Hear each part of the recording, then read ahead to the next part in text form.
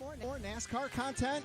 For all the latest in NASCAR, including driver interviews, race recaps, fantasy NASCAR, listener call-in shows, and awesome giveaways, tune in to the Lap Traffic Podcast on iTunes, Podbean, or your favorite hosting site with new shows every Tuesday night. Check out Lap Traffic on the web, thelaptrafficpodcast.com, and follow on Twitter at LapTrafficPC. Don't get caught chasing the lucky dog. Tune in each and every week to the Lap Traffic Podcast. See ya!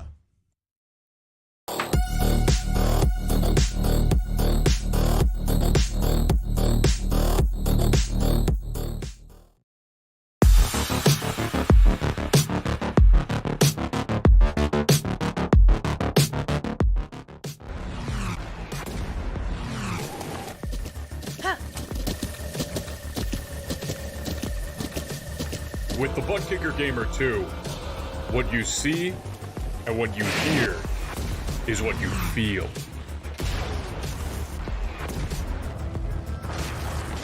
ButtKicker, the future is feeling.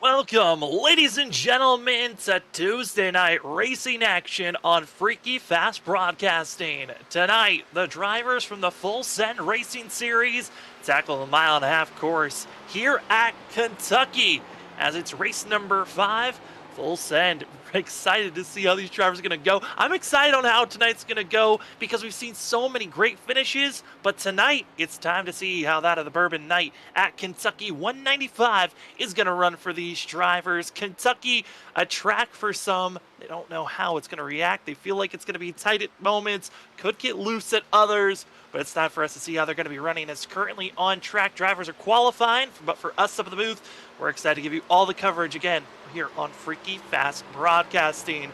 For myself, Sam Dyer, I've got Trevor Earhart with me, as well as got Robert Moyer running productions in the background. Trevor, last week we got to see the Roval, an incredible finish, seeing that of Essery as well as that of Cameron Sarton finally getting his first win of the season. But tonight at Kentucky, a little bit of a different type of a racing mile-and-a-half course these drivers get to handle. Yeah, different racetrack, two different distinct corners in 1 and 2 and 3 and 4. One's banked, one's kind of flat. So looking forward to seeing what kind of show these guys can put on. Hopefully we get another great finish similar to the one that we had last week. I mean, I just feel like this series has been putting on great finish after great finish, and I'm excited for it. This is race number 5 for these drivers, and we've had 4 races previously and 4 different winners at all those tracks. Still seeing who's going to become the first multi-time winner tonight. Potentially could be that night to get it done, as got to see the 6, that of Travis Dart, going to be on top of that of 6 for himself, as that of Nick Holland's top of the board. But Trevor, tonight, different of how the driver's going to attack. It's going to be 130 laps in total. Stage break at lap 40. But qualifying for these drivers right now, we got about 1 minute and 45 seconds left. Are you feeling like qualifying and track position is going to be important for these drivers? Yeah, Sam, I think track position is going to be big here. Tire wear is usually pretty high at Kentucky, especially in the Xfinity cars. And with it being a multi-groove racetrack, you know, you'd think that passing would be a little bit easier, but sometimes here at Kentucky, you can really just get caught up in the dirty air behind somebody and get stuck there. So I think these guys are going to want, you know, that track position as much as they can. As right now, seeing Cole Sicchetti, driver that won back at that of won back at Dover, currently top of the board on points for everyone that has won so far, and just points overall. 42 has been looking great for himself, and currently going to be after first lap there for qualifying, going to be 28th position. Hoping to get a little bit more of a boost by that of Sicchetti. Kind of odd first lap, but not the worst thing to see, a driver trying to protect those tires on that first lap, but through 3 and 4, sticking it low, trying to find that extra pace from the 42 out of turn number 4. Keeps it pretty neat and tidy out of the exit and across the line. Cole Sicchetti trying to beat out Cameron Sarton for that pole position, and will come up just shy by 0.03 of a second. Great lap by Cole Sicchetti, but Cameron Sarton just ever so much ekes that pole position out right now provisionally, as we've got about 30 seconds here left in qualifying. And looking at the drivers, here comes Ryan Lynch, going to be coming across the line. Final lap for the 3. Trying to do a similar strategy of stay back, linger, and see where you're going to get. Only able to boost up from 31st to 20th on that last time as qualifying comes to a close. Trevor, looking at the times, our top 9 all within 1/100th of one another. I mean, 1/10 of one another. This is looking like drivers going to be on top of each other all night long. A little bit of pack racing as we get to see where drivers qualified and see our qualifying results here tonight. Same, definitely looking like it's going to be a close race. Cannot wait to get the green flag here in a couple minutes. As our qualifying results pop up, this is where they're going to be starting out here tonight. It's going to be Cameron Sarton taking that pole award for himself with the 42 of Cole Sacchetti going to be outside in second. Third's going to be that of Nick Holland. With that, Joshua Altis going to be in that of fourth. Ken Campbell in fifth. Chris Essery in sixth, trying to come back after last week's incredible run, just coming up one position shy at the Roval. Tonight might change it up with that of Chris Stitz, going to be in that of seventh, with Robert Sherwood going to be eighth, with that of Ross Tatum in ninth. Finishing out your top 10, it's KT McCann. Travis Darden's going to roll off in 11th, Hal Carpenter 12th, Brandon Pierce 13th, William Edison 14th, Will Busler and Brian Bruchette roll off 15th and 16th, Andrew Medlin 17th, Daniel Keith Jr. is in the 18th position, and Aaron Hale and Ryan Lynch round out your top 20. Then in 21st position, got Tim McNally with Charles Hugel going to be in 22nd. 23rd is going to be Bo Tiffany. And then in 24th, it's Sam Siegel with Christopher Wade in 25th, Zachary Peterson 26th, Bill Dart 27th, Philip Chavez 28th, Dylan Glass 29th. Finishing out your top 30 is going to be Martin Perry, and finishing out your last two going to be Doug Pierce in 31st position and Michael Boyd, your 32nd driver here tonight. 32 drivers in total. And Trevor, drivers looking close on pace. There's multiple grooves going to be a factor to watch out for, but something new that the league decided to put in here tonight, the new restart zone. Yeah, the restart zone, new to iRacing, new to the league. So you'll see on screen when we get to it, the blue Geico restart zone. You have to maintain, the top two have to maintain pace speed, and the leader has choice. And if you are the second car and you jump before the leader, it will not hesitate to give you a black flag, which will be a drive-through penalty for that driver. That black flag could change up so much for these drivers, but again, we do have the stage break at lap 40. So drivers are hoping if you make any early mistakes, come and rebound at that point of this race as the rest of the field trying to catch up to our front runners. And tonight, a little bit of a different night for some of these drivers. There's plenty of opportunities to get some cash for themselves. Each race, there's a different prize on the line, and tonight, see a lot of different schemes, a lot of throwback schemes, and it was because it was find your favorite scheme, and whoever had the best looking one is actually going to be earning $25 as well. $25 is on the line for group driving. These drivers were all divided up into 3 different groups, and whoever is finishing the highest in your group gets $25 for yourself. So a little bit of cash on the line, but overall, points is the main factor. Do you get a win, lock yourself into the playoffs, or do you just try to go for a little bit of consistency as the pace car getting ready to pull off? It's going to be Cameron Sarton, Cole Sacchetti, ready here at the Kentucky 195 for the Full Send Racing Series as they're in the restart zone, and we are green here tonight. Good restart there by Cole Sacchetti on the outside of Cameron Sarton. He's going to be side by side with him to go off here in turn 1, and also side by side for 3rd and 4th. Going to be seeing that Cameron Sarton taking the early lead out of the corner, but on the outside, it's going to be that Joshua Altis in that of the 94 black and orange 94 machine, right in by that of the 68 Nick Holland. And Holland trying to keep that quarter panel as close as possible, but not able to do so. And out of turn number 4, it's Cameron Sarton taking lap number 1 as everyone else is all scattered 2, 3 wide deeper in the field, and it's getting chaotic back there for 10. Yeah, it's just hard battling right now early on, trying to get as much track position as you can in the early stages while everybody's grouped up and trying to find the different lines to get around these guys. And drivers having some issues further on back. They are able to get rolling, but Bill Dart issues out of turn number 4 on that first lap, getting into Dylan Glass. Glass now has fallen all the way through and is able to get a black flag clear after an unsafe pit entry. And now going to be seeing those drivers banking on a yellow, or at least stay in front of our leaders before that of lap 40, as up front battling for that of 4th place, it's Chris Essery, Joshua Altus. They're going to be side by side with one another, as everyone else again battling from 10th on back, all looking like a gaggle of cars in a hornet's nest on if you want to even get rolling at the moment. Yeah, just these guys back here, you know, we have Ross Tatum, Kyle Carpenter in the 95 and the 77. These guys battling it out. I'm sorry, Ross Tatum in the 11. These guys just battling it out back here hard for 10th and 11th place. And same, you're seeing it here early on, kind of the multi-grooves that we were talking about early on. You have the high side working here in 1 and 2, and also these guys trying to work the high side in 3 and 4.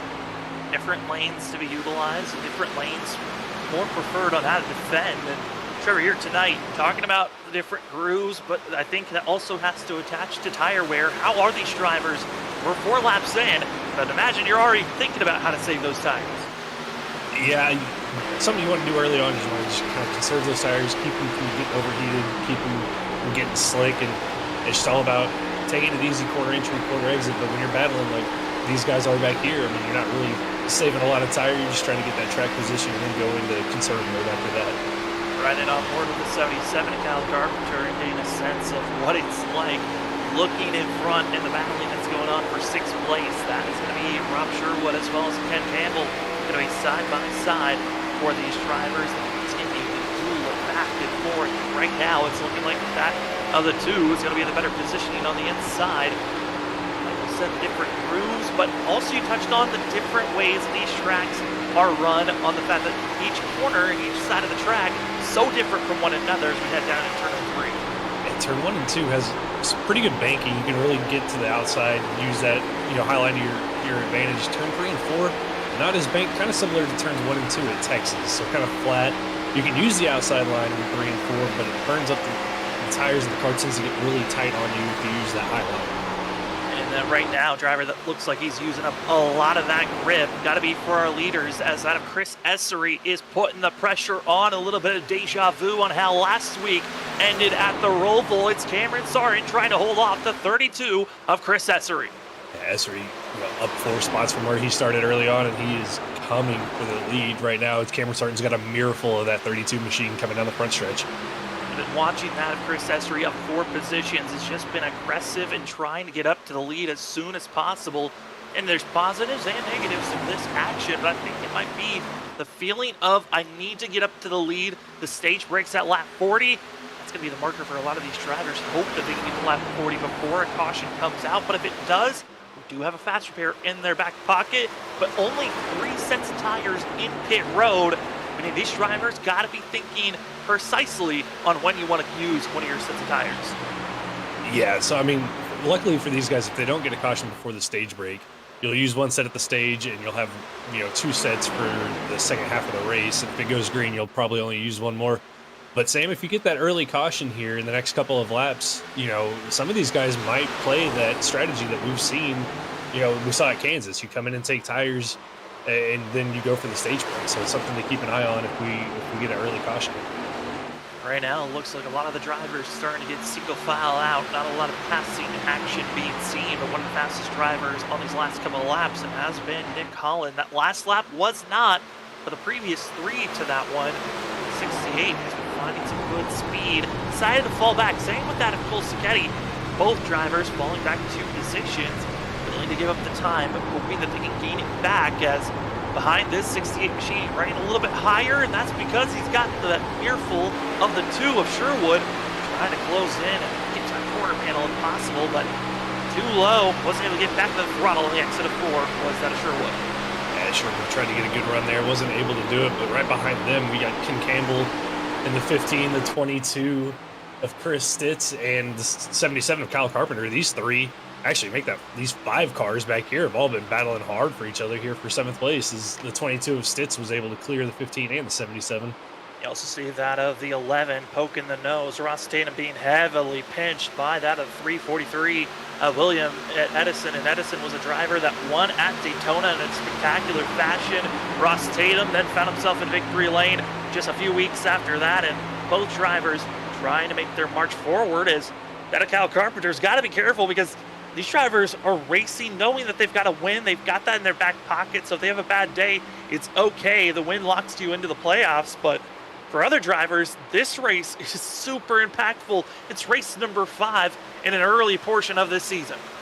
Yeah, you don't want to have issues, especially early on in the race. If somebody gets too aggressive, gets into somebody, you don't want to have that issues. And it only being race 5, I mean, some of these guys haven't had the best of luck to start the season, so they're trying to turn it around here, and you don't want to get caught up in somebody else's mistake by guys being just over aggressive.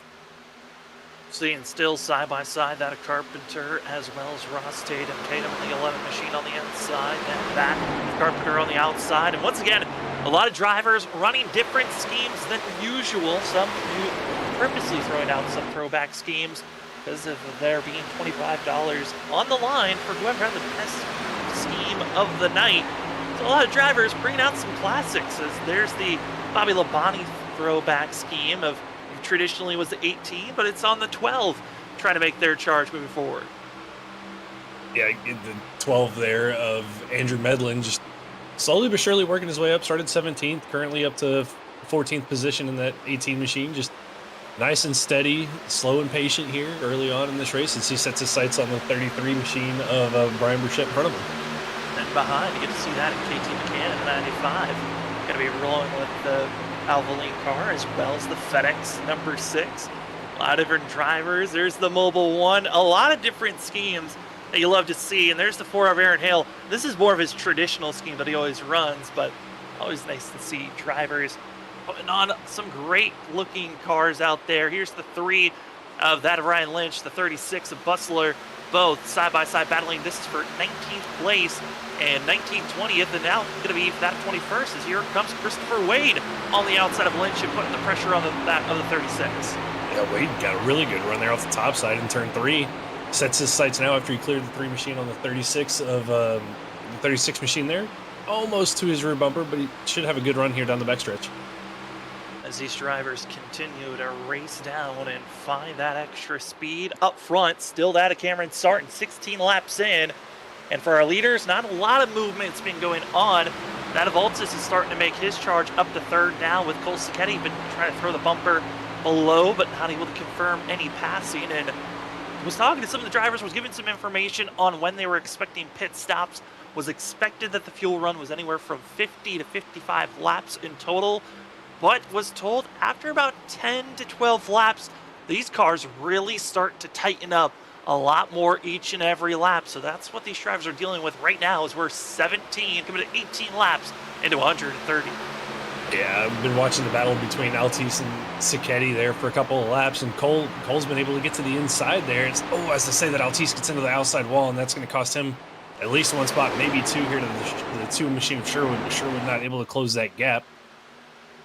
Sherwood's going to be hoping to find a little bit of something, but a great exit out of turn number 2, and Altis is going to be now throwing it down on Cole Sacchetti. Sacchetti trying to hold off the speed. Here comes that outside run. He can get back in the throttle so much sooner, and that's that multi-groove defensive moves we were talking about of you got the speed, you throw it down low trying to set up a pass, but if anything, it could hurt you going into the next corner. Yeah, right before Altis got in the wall there, I've been watching these two battle, and Cole Sacchetti been able to get to the bottom, but that car just looks so tight when he tries to get back into the throttle, and I think the same thing happened there to Joshua in turn 4, just couldn't get back to the throttle when he wanted, and that allowed the 42 to get by him. You see other drivers further on back, even being side-by-side, battling for these last place positions. Here's going to be that of Zachary Peterson. Zachary Peterson's looking for a little bit of a more cleaner run for this machine. Is on the bubble coming into the night for that of the 96. Just in front of these drivers. Any fall back, we've seen this at the 30. That's Charles Hugel, as well as that of the 101 of, oh no, the wrecking ahead. That's William Edison. Oh, the 4 of Aaron Hale's involved in that as well, and there's another car. Oh, that's the 101. Just nowhere to go for him. I believe that's the... I saw the Haviland car in there as well, Sam. Yeah, that's a big one right there, and I believe it started out with a 343. That Edison. Here it is, and it's going to be the hard battling from Ross Tatum as well as William Edison. They've been on top of one another this whole entire run. Finally, a little bit of clip happens there. The 343 goes up. And then from there, it's basically just a hold the brake and hope for the best type of a moment. There's Medlin who gets also collected, but this is one of those frustrating moments where you get collected in a wreck, and you're just hoping that you don't collect any other drivers. Yeah, nothing that Edison could have done any differently. I mean, you're just, when you're that far up the field and you get spun like that, there's just nowhere for you to go and nowhere for these other guys to go, especially if you're battling side by side and you see Aaron Hale pile in there and a couple other guys coming a little bit later. But, thankfully, Sam, these guys get a quick repair and they can get these cars fixed and get back out there.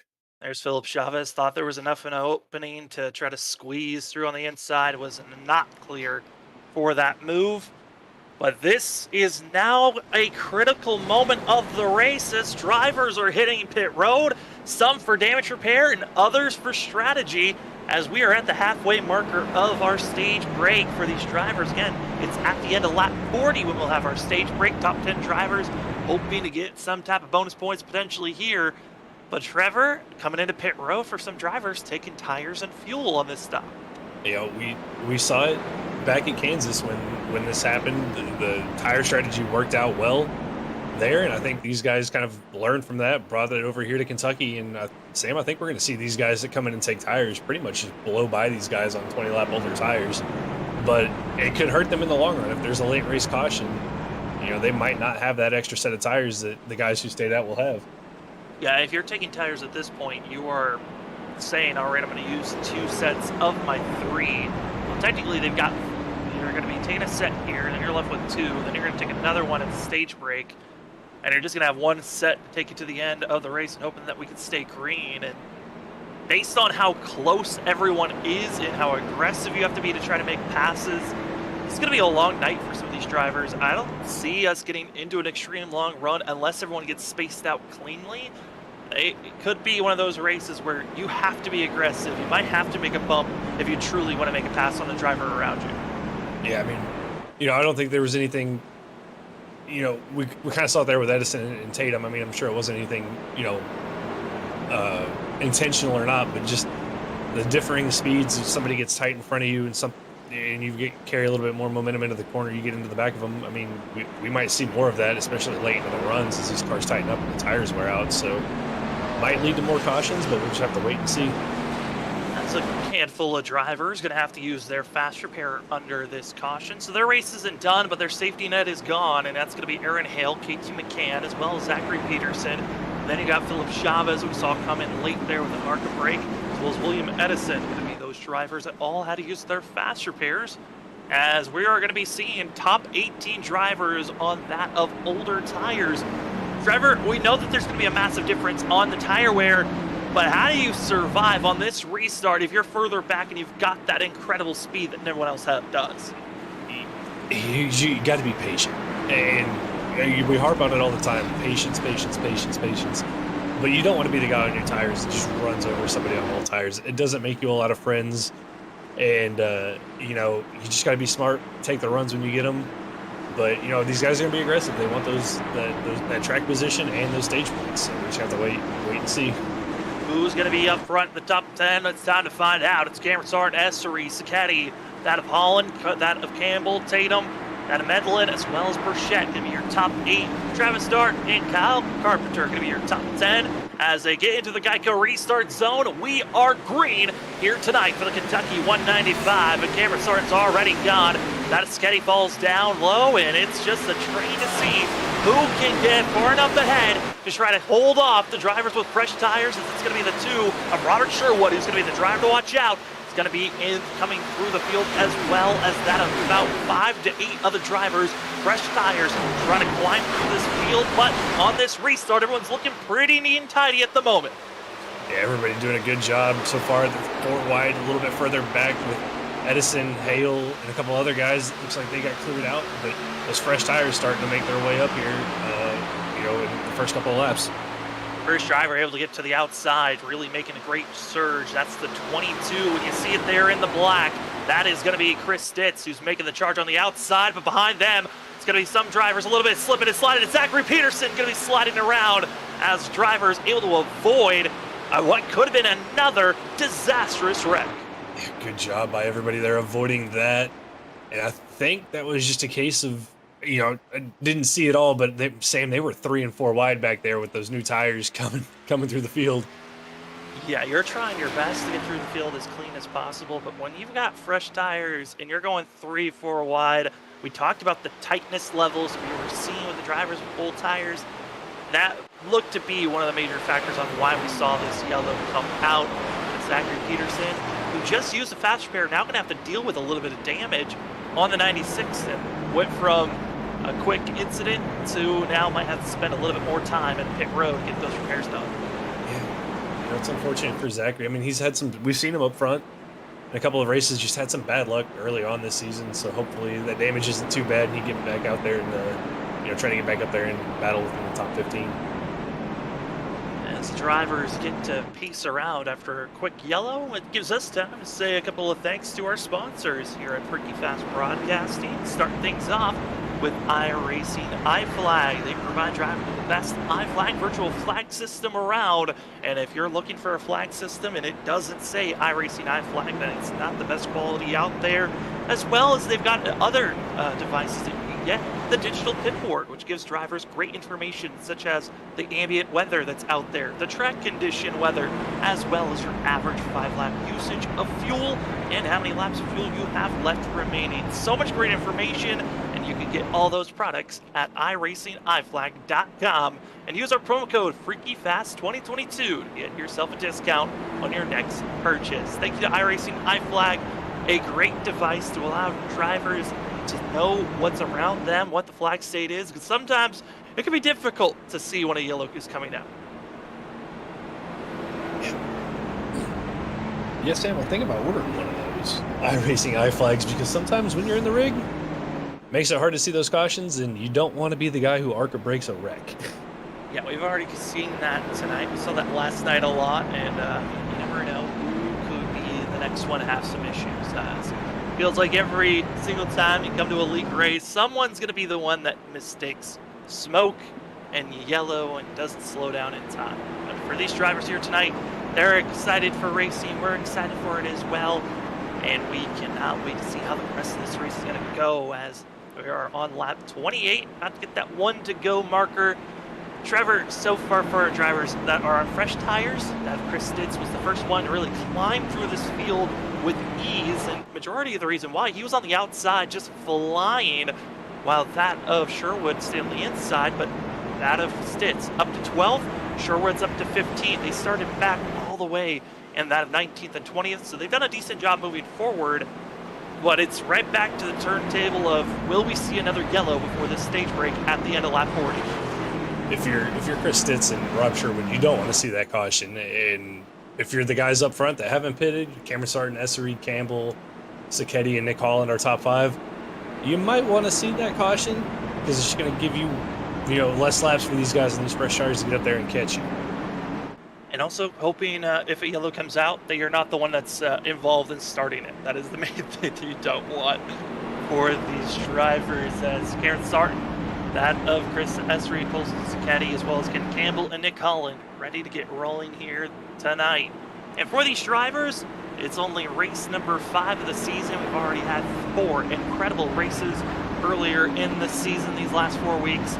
Next week, we go to Auto Club Speedway, 2 miles in California, to see how the drivers can attack with even more racing action around one another and even more grooves and spacing and draft help to be seen. And then in 2 weeks, go to Lucas Oil Speedway for short track racing. So the drivers know tonight can be important if you like racing at 1.5-mile tracks. Got to get up front, get the win, because you're going to have a tough task in these next couple of weeks. As the pace car is off, we're into the restart zone, and we are green once again for the Full Set Racing Series for the Kentucky 195, and Sarton is gone again. Yeah, Sarton did a really good job there in the restart zone. Got a great jump over Essery. And that also allows Cole Sacchetti in the 42 to clear the 32 machine as he falls back to 3rd. Going to be all single filing out until that 6th position. We're going to see that of the 15 and others trying to just hold off the best they can. Top 3 trying to pull away. Chris Essery putting the pressure on Cole Sacchetti. Sacchetti hoping he's in a better positioning. as drivers continue to be side by side, 2, 3 wide. The reason we've got about half the field on old tires, half the field on freshies, trying to see who can be in the highest position by the end of lap 40. That will be our stage break, as there is Stitz working that outside lane with the fresh tires. And give me a couple of more positions, shall we, for the 22. Yes, Stitz doing a great job working that outside line. He went all the way to the wall in turn 3 and 4 the lap before.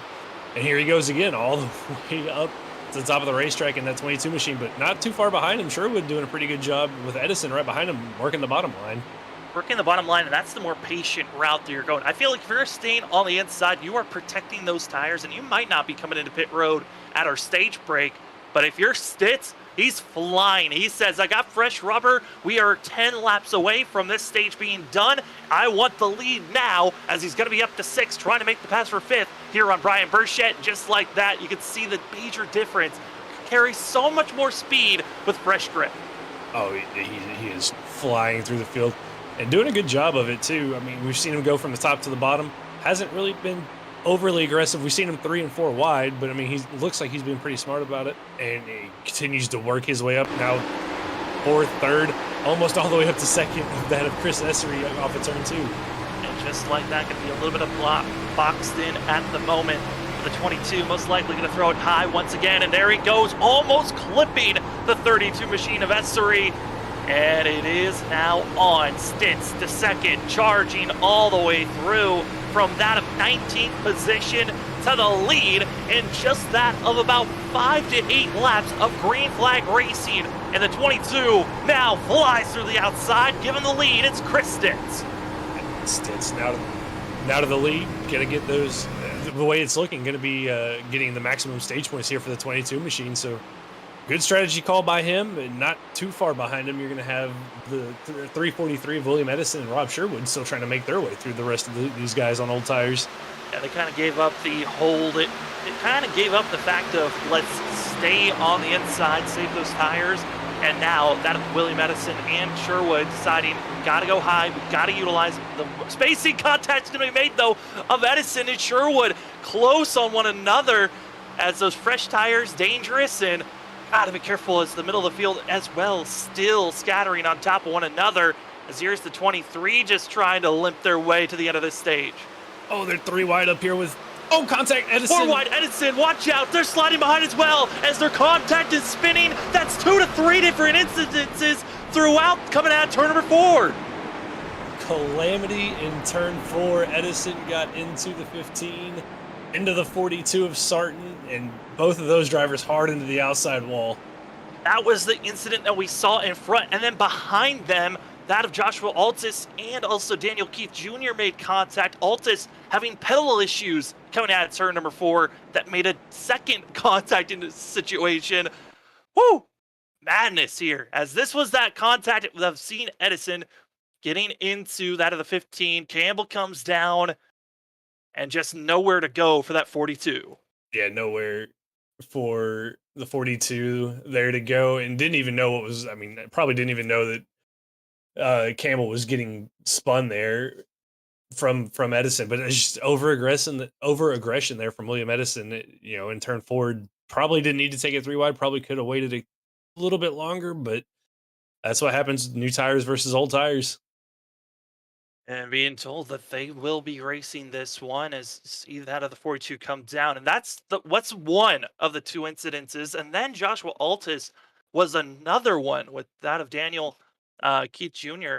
that brought out a second issue of coming out of turn number 4. And what's crazy, they happened simultaneously. At the same time, they just both were spinning in different spots of the racetrack and bringing out, as see there, of the 94 being spun around into the grass. That was after the contact between himself and the 23. But hearing words that these drivers are not done with their stage just yet.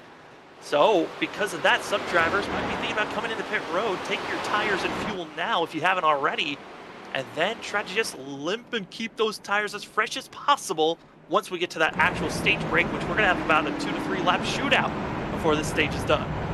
That could be an interesting strategy call there, Sam, to come down. If you're a little bit further back, maybe just outside the top 10, or maybe you're one of these guys like Cameron Sarton or Kolskedi, who already have a win in the book. Maybe you just come down, take those tires now, and ride it out, till the end of the stage, and then not pit for the stage break. Drivers that did come into pit road, that's going to be Andrew Medlin, Daniel Keith Jr. as well.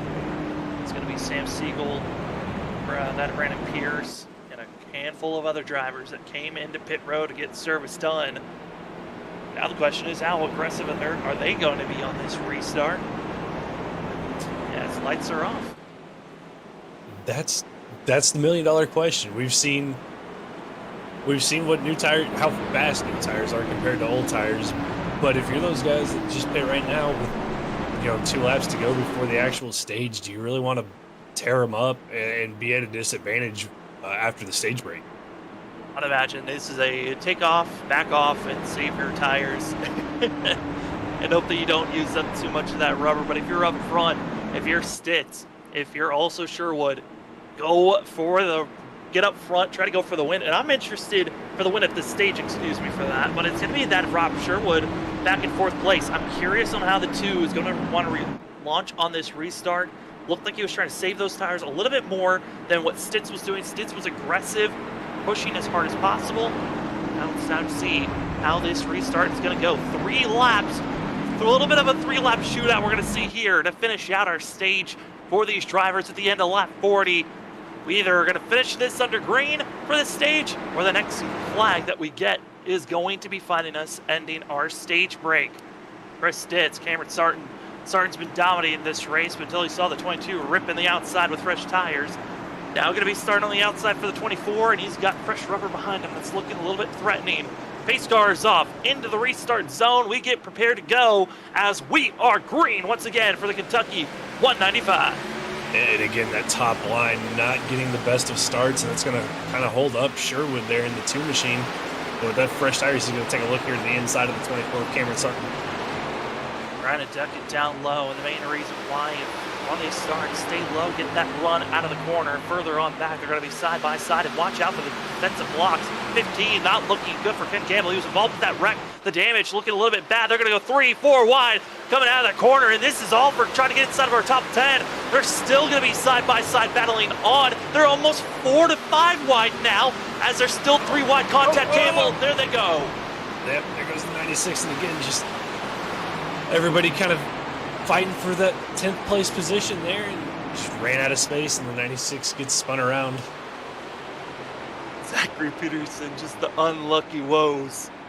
And drivers pinching and wrecking, and oh man, that's a frustrating moment when you've been involved with about 2 to 3 of the 4 cautions that we've had. I think that's the 3rd one for Zachary Peterson in that 96 machine. He was involved with the one there with Joshua Altice. The caution before that, I think he was also the car that got spun around, and this one, so that's 3 wrecks there for the 96, and man, if he's hoping maybe his luck turns around here after the stage. Frustrating to be involved with so many wrecks. Just feel like there's a magnet on that car, but our stage is done. That is your stage break here tonight at Kentucky. It's going to be Chris Stitz, that of the 32 of Chris Essery in 2nd, Cameron Sarton 3rd, Robert Sherwood 4th, as well as Cole Sketty in 5th, with that of Brian Burchett in 6th, Nick Holland 7th, William Edison 8th, 9th goes to Christopher Wade, and that of Bo Tiffany takes out your top 10. We're going to go side by side here, ladies and gentlemen, as the drivers get a little bit of a deep breath and a breather here at the stage break. We're going to take a little bit of a breather ourselves, but you won't miss a thing as we go side by side and we get ourselves prepared for how the rest of this race is going to go. Less than 100 laps to go here tonight. And we cannot wait to give you the rest of the coverage here on Freaky Fast Broadcasting. You're going to see the Full Send Racing Series. We'll be back in just a few.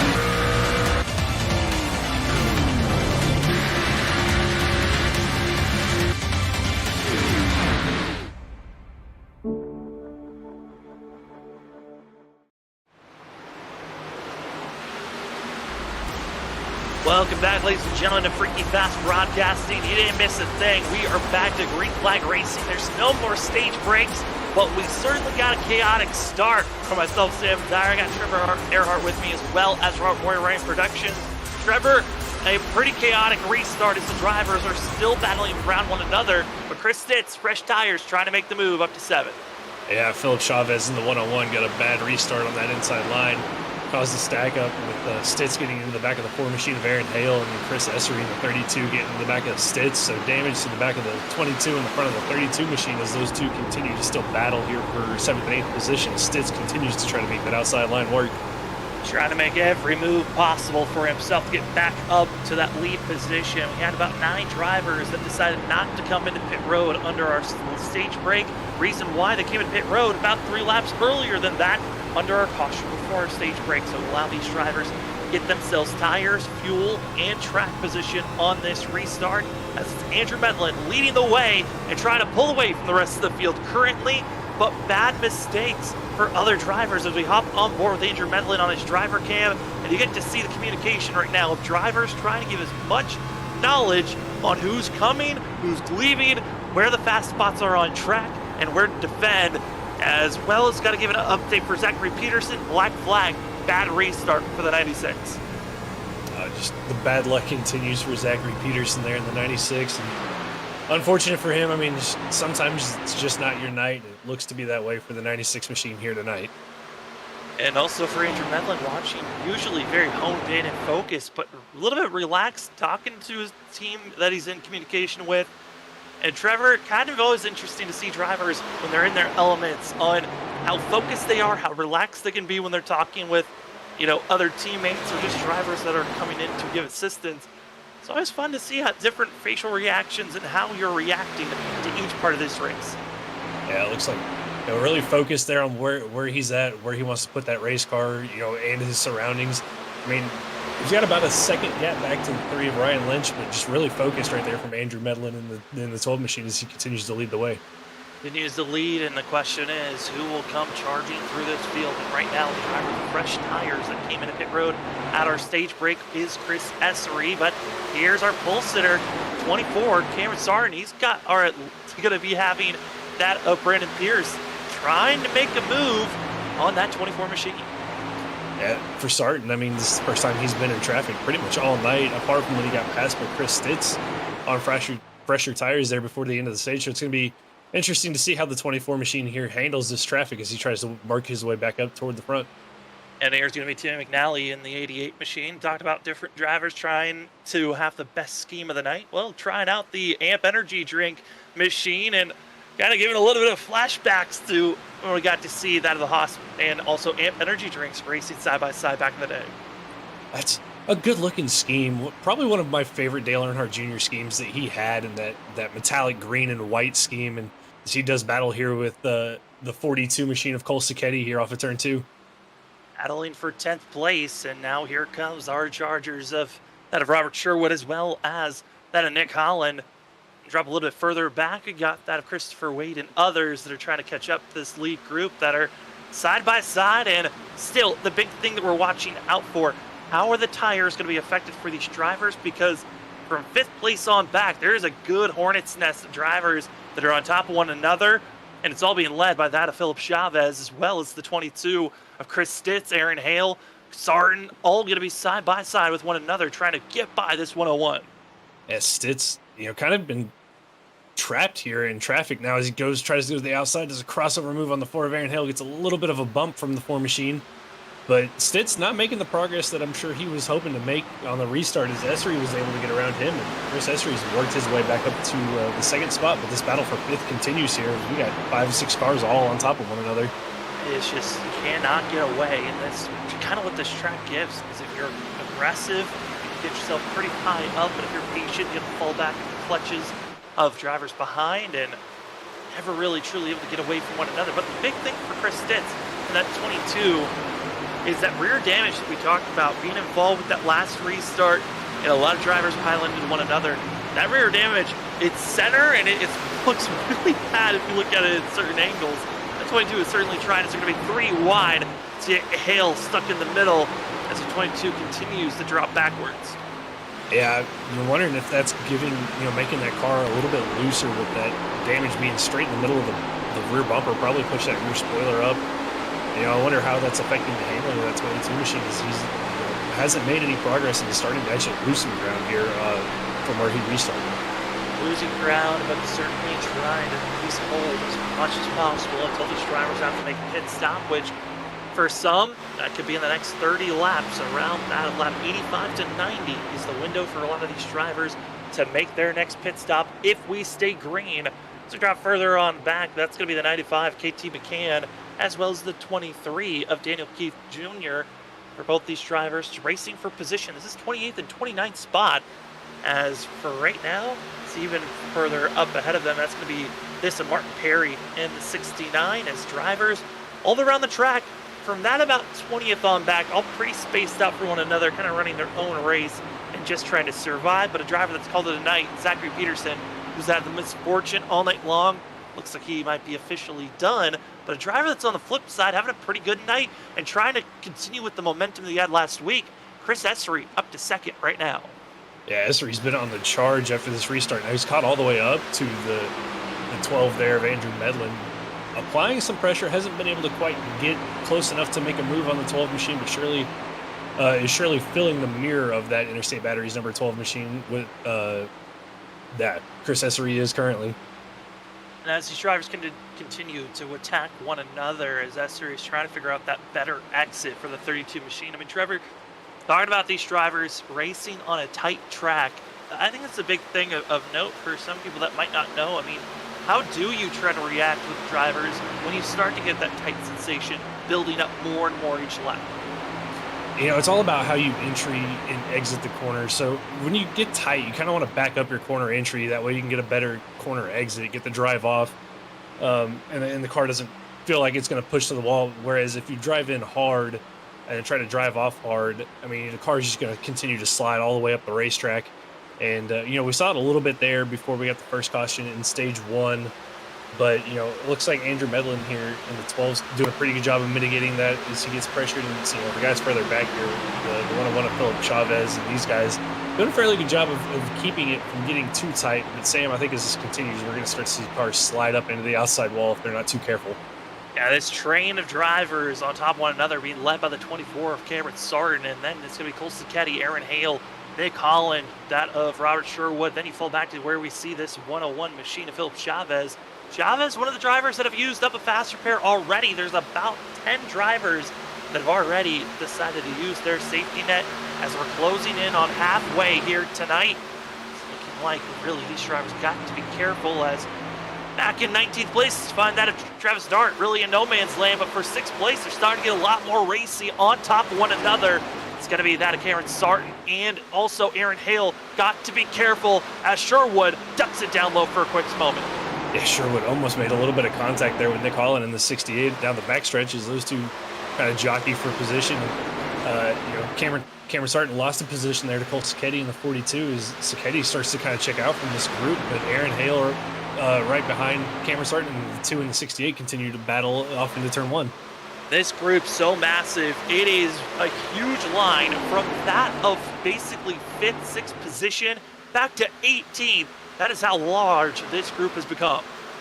Yeah, and everybody just trying to make a move. Everybody kind of fanning out here as we see the 343 making a little bit of contact with the 88. Woo, and somehow they hold on. Big credit has to go to that Timmy McNally. Thought he was going to see that 88 get spun around immediately over the radio. It was that of Edison just saying sorry, didn't mean to get into you. And you'll love to see the sportsmanship of saying sorry, but man, was that an aggressive move for these drivers back in the back half of this pack. Yeah, Edison just drove it in there a lot deeper than I think maybe he wanted to, or maybe the 88 just checked up a little bit more than he anticipated. And, it's kind of the difference in driving style. Maybe the 88's saving a little bit of tire, and Edison wants to go, and great job by both of those drivers hanging on to it as they continue to battle here outside the top 15. William Edison, he's got to be careful on making any more contacts because he has been involved with a couple of incidences after using his fast repair under our first caution of the day. That 343, got to be careful on that damage because now he's been involved since he's used his fast repair 2 to 3 little small contacts here or there, which can grow up into bigger issues and kind of get snowball out of control in a blink of an eye as we move up to the battling inside of our top 10. It's Nick Holland, Christopher Wade at 68 and the 53 right now, trying to figure out how do we either stay in line or wait for mistakes in front of us to happen. The 53, Christopher Wade, real quiet night for himself. We haven't really talked about him all night, and yet here he is inside the top 10, slowly but surely making his way up 15 spots from where he started so far. So doing a great job as they stack up in front of him with Sarton and the 4 of Aaron Hale there, and almost 3 wide coming off of turn 4. Gonna be seeing them stacking up, and Wade backs out, just could not get back into the throttle, and now gonna be losing any type of momentum he thought he had. Gonna have to restart, set up, and try again. And one thing about this track, so interesting, we talked about it at the top of the broadcast, the 2 sides of this track, so different. Turns 1 and 2 that the drivers just went through, a little bit more banking, and then 3 and 4 that they head into now, more flatter of a course, which, I mean, Trevor, there's a lot of different mindsets on how you attack these tracks, on where the best places are to try to make passes, but it really seems like turn 1 and 2 is that momentum building corner, and then 3 and 4, that's where you try to figure out a pass.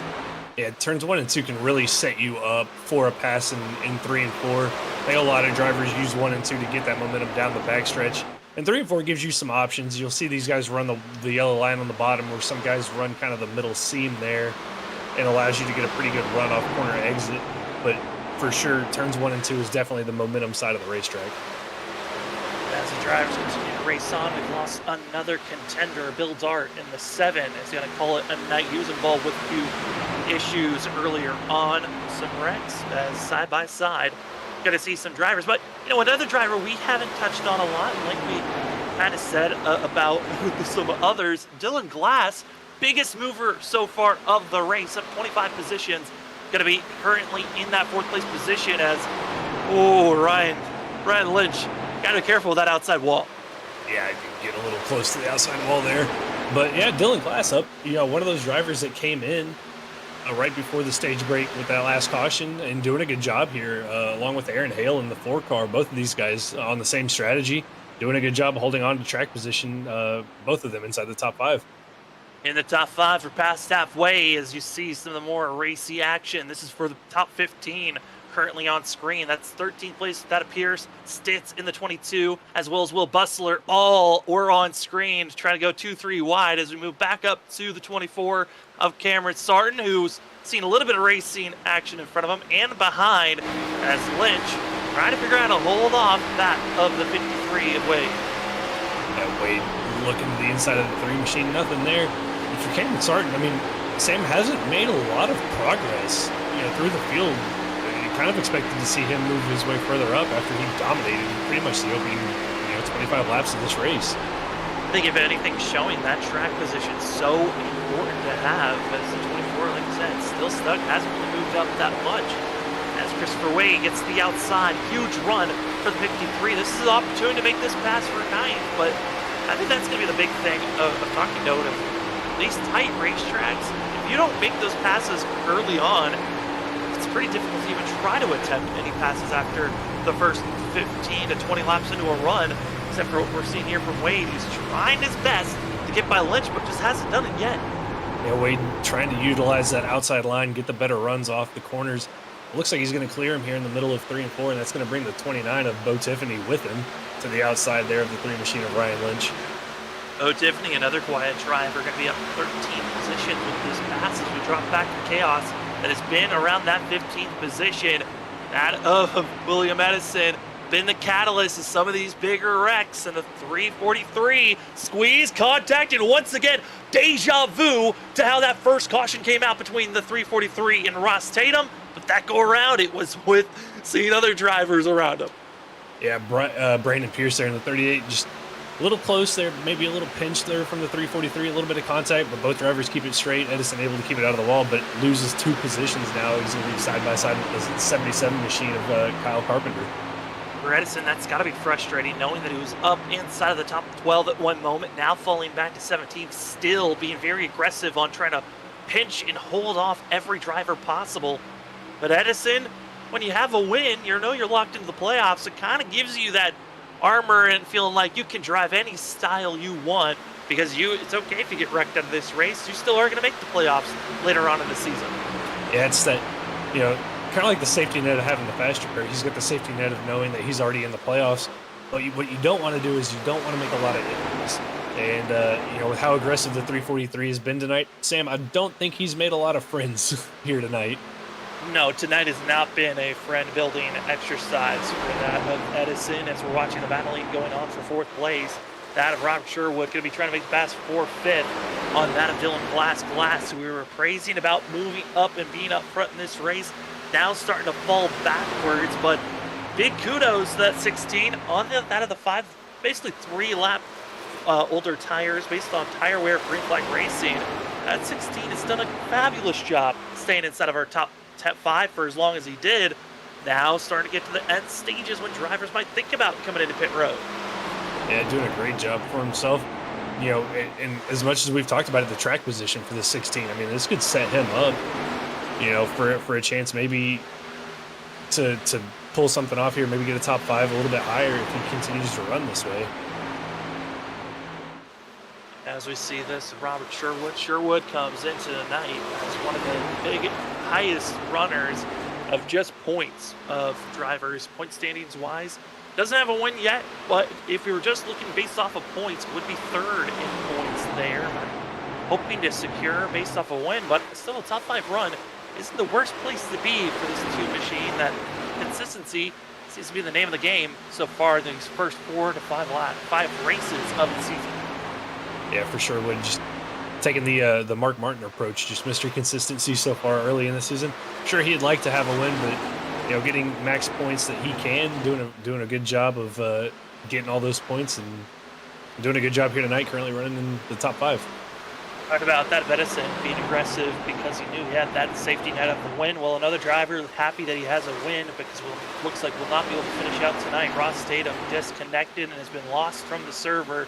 The 11 is done. We've lost 3 drivers so far here tonight. We're left with 29, and they're all still on the lead lap.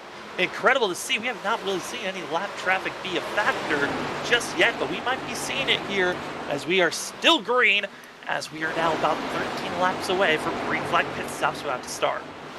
Yeah, and Andrew Medlin done a really good job here in that 12 machine, continuing to lead the way. Chris Essery was closing in on him, got to within about 0.2 of a second, but has fallen back now in that 32 machine. So good job holding pace and continuing to pull a gap here by Andrew Medlin in the 12. Trying to hold on, trying to make it as far as possible. That is the key of this point on this run of how do you have the big enough gap lead in. Right now for Essery, looked like just trying to overuse those tires, felt aggressive, willing to go, as here's Tim McNally, that of also Brandon Pierce side by side, and Pierce holds on, but almost making some contact with the 88, who's already been beat, battered, and bruised here tonight. Doesn't want any more issues, and same can be said for that of also Brandon Pierce for the 38. Yeah, both of those guys, a little bit of damage, but looking like they were keeping it straight. Here's the 30 car comes into the battle of Charles Hugel, trying to get his nose in here as he's got his battle just within the top 20. And Hugel trying to make the pressure, get the pass made. These drivers battling for 18th, 19th, and 20th for these drivers, Tim McNally, Hugel, and Brandon Pierce. As Hugel makes the pass, and for Tim McNally, next driver on his mark going to be that of Brian Burchett. But we are now 44 laps in for drivers that did not hit our stage break, and then 39 laps into this run for drivers that did pit at our stage break moment. So we are closing in. We were told around that of 50 to 55 laps was the number on how you can make it to the end of this race. And right now, some of the drivers further up ahead having some lap traffic to deal with, and that's going to be the battle for third. Cole Sketty, as well as Aaron Hale, and as well going to be that of Robert Sherwood, mixing between one another as the 81 of Boyd falls back. But some drivers, help me think about pit stops already. Ryan Lynch, Brandon Pierce, and Chris Stitz all hitting pit road right when they hit the limit of making it to the end. Yeah, these guys going for the undercut, especially for Chris Stitz, the guy that we saw up there, on fresh tires, got that damage on the restart, and really fell back. So for Stitt's probably going to use that quick repair, get these fresh tires, and see if he can gain any ground back that he's lost so far. And in front of these drivers want to go up to the battle, as here comes that of Tim McNally into pit road, but the battling for 12th place. That of Travis Dart, Edison, drivers that have to be careful, and if we're going to see a yellow that could change up the factor for all the drivers that just came into pit road, this could be the area where we see it. Dart, Edison, right on top, and then behind them, going to be that of Carpenter and Chavez side by side, with that of Brian Burchett, mixing it up and trying to give as much assistance to 77. But now it's time, pit road. Who's going to make their stops after seeing some of the drivers making an early pit stop? I think a little bit earlier than I was expecting. But hey, sometimes you need to do the undercut if you're this far back. Yeah, and with how important we've seen track position be, I mean, it might work out for these guys. They might be able to hold off these guys on pressure tires. But, you know, Sam, I think for a lot of these front runners, it's going to be run as long as you can. That way you can be on the freshest tires, you know, when this race comes to an end. Who is going to be set up for the better run at the end of the time, and it looks like for the 6, here he comes, Travis Dart into pit road. And you also have to make sure you come into pit road cleanly. Don't want to be caught speeding or sliding. I think, if anything, Trevor, this pit stop in this area looks a little bit nicer than other treks that we go to. Yeah, a little bit easier of a pit road to get onto here in Kentucky, but you still want to be careful that you don't, you know, lock the brakes up. Maybe you've changed your brake bias throughout the course of the run. You got a lot of rear brake in it. You just got to be careful getting to pit road that you don't spin yourself out or get a speeding penalty. I mean, we've seen it. We saw it Saturday night. We were covering WSSR at Daytona, how bad speeding penalties hurt some guys there. So you just don't want to make a mistake on pit road. You really don't. As we move up to second place, there are 4 or 5 drivers on top of one another. And Chris Essery is under heavy pressure from that Rob Sherwood, Cole Sacchetti, Aaron Hale. And for the 3 drivers of that of Sherwood, Sacchetti, and Hale, they are looking great. But now they're going to have a lap car of the 95 of KT McCann, fresh tires. And he's going to now mix things up too. It's almost 3 wide, all battling for position. And the lap car, in my opinion, they're trying to figure out how to get by, but I think the outside might be your better spot to be, as now they're catching up to slow traffic with that of Daniel going to be on the outside. Yeah, these guys just trying to get through this traffic as best they can. It looks like KT McCann being really respectful here. He's on fresh tires, not really being too aggressive here, but for McCann, I mean, he knows he's on fresher tires. He's got to make up as much time as he can, and this just hurting him as he almost gets into the 42 there. Cole Sacchetti almost gets into Aaron Hale as Hale's 3 wide with the 23 machine, but for McCann, this is just hurting his strategy as these guys continue to battle for 2nd, 3rd, 4th, and 5th.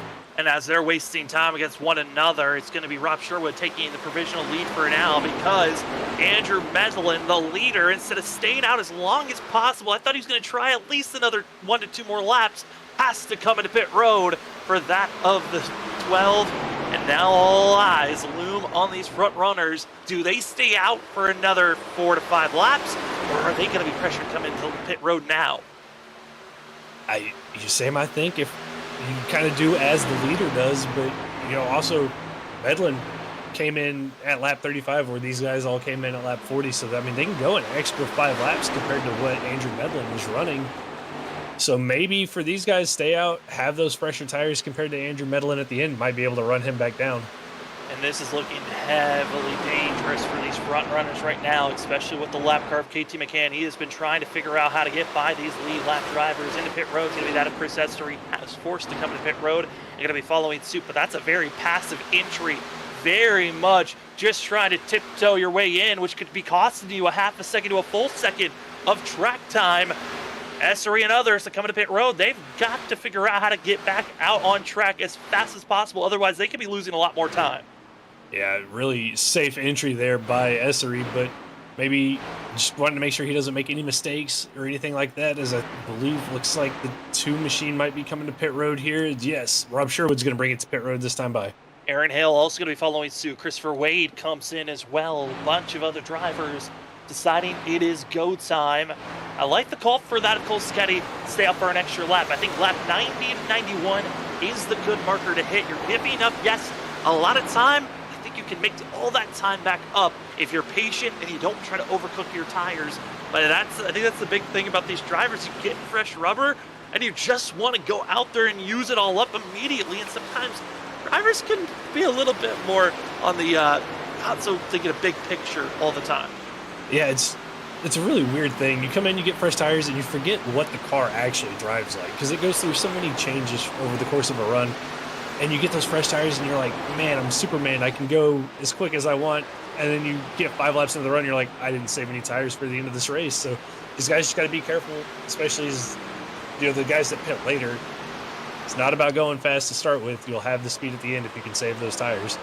Also, don't get caught speeding, and Doug Pierce was. That of 39 was trying to go for a top 20 run for himself. Doesn't look like it's going to be happening here, as into pit road going to be Cole Sacchetti with 39. If you get caught speeding, it's a 40-second hold, which is going to be putting you at least 1 to potentially 2 laps down. Matters on how far back you are from the leader. As more drivers trickle into pit road, we've got ourselves just about a handful of drivers still needing to hit pit road. That's going to be Bo Tiffany, also Cameron Sarton, all still needing to hit pit road, as well as Ken Campbell. Those are the 3 still need to come into pit road and get service done for themselves. Tiffany now hitting pit road. It looked like Sacchetti might have slid through his box a little bit, had to back it up in the 42 machine, so a little bit of mistake there from him. It's going to cost him a little bit of time in this cycle of pit stops. And Sam, you were talking about the 32 of Essery not having the best of pit stop entries. That allowed the 2 machine of Rob Sherwood to actually get by him through that cycle of pit stops, even though Essery pitted a lap earlier. Yeah, I mean, that's the big thing. Some drivers sometimes don't recognize how much you can lose if you're trying to be very neat and clean into pit road and not aggressive, as you see other drivers pressuring on. Going to be seeing Essery. Says he lost that time, but aggressive. Talked about drivers willing to throw away their rubber immediately, and he touched on it, feeling like Superman, burn up those tires immediately, and it looks like that's what the 32 wants to do right now. Essery trying to make up that lost time that he had on pit road. Making a move there, gets by the 2 of Rob Sherwood, but Sherwood looks like he's had the long run pace tonight, so I'm sure Sherwood's probably saving a little bit of tires. He's got William Edison to his inside there as the 343 drifts up a little bit in turn 4. The big thing to look at is going to be the difference between our leader, Andrew Medlin, pitted 7 laps to go. Dylan Glass did a little bit of an undercut, but the drivers that waited an extra 2 to 3 more laps, besides that of Medlin, they are now back to 8th and 9th place, where we're seeing that of Essery, Sherwood, and they're 7 seconds back from our leader. That's how much time they need to close in with 36 laps to go when the 12 crosses the line now. And they've, for some of these guys, it looks like especially for Essery, I mean, it's go time for him. He's trying to get up there and gain that time back. But, at the same time, it's going to be a balancing act of gaining time, but not burning these tires up, and also having to get through the guys that have already pit that are in front of you. The waiting game is on, as we're going to go for a final side-by-side commercial break. But when we come back, you won't miss a thing. The reason why?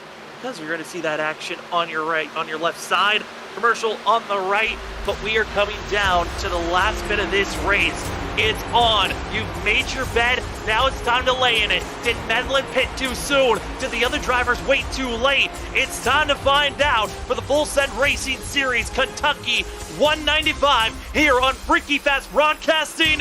We'll take it to the end when we come back. Drivers, start your engines!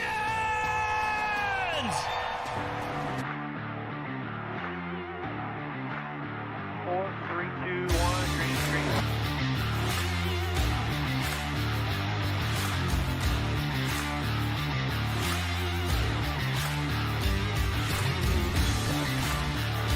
No rear grip whatsoever, up sideways.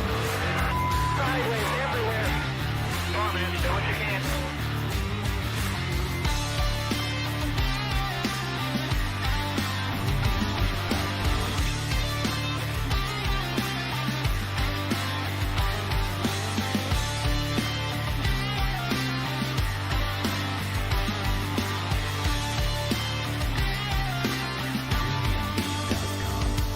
The vibration in this car is the worst vibration that I've ever had, and the shifter's broken again.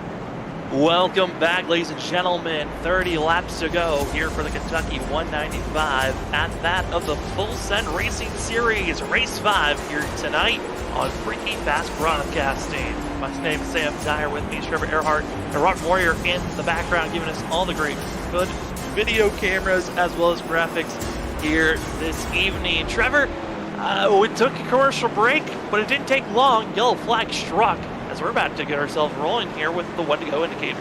Yeah, a little bit of contact between Cole Sacchetti and Bo Tiffany in turn one sent Bo Tiffany into the outside wall, then into the inside wall. So bad luck there for the 29 machine. He's able to come down and take his quick repair and get back out there. But Sam, it's going to set us up here for about a 27, 28 lap shootout to the finish.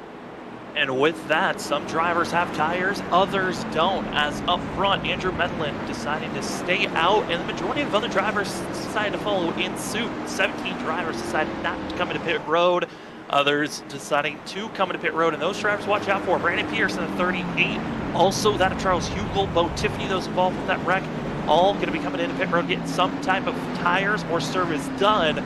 But up front, it's a mixed bag of fresh tires and not. And currently, of those that did not come to pit road, it's going to be that of watching out on how well will that of Rob Sherwood and Aaron Hale try to catch up to our leader of Medlin, or did they burn up those tires too much?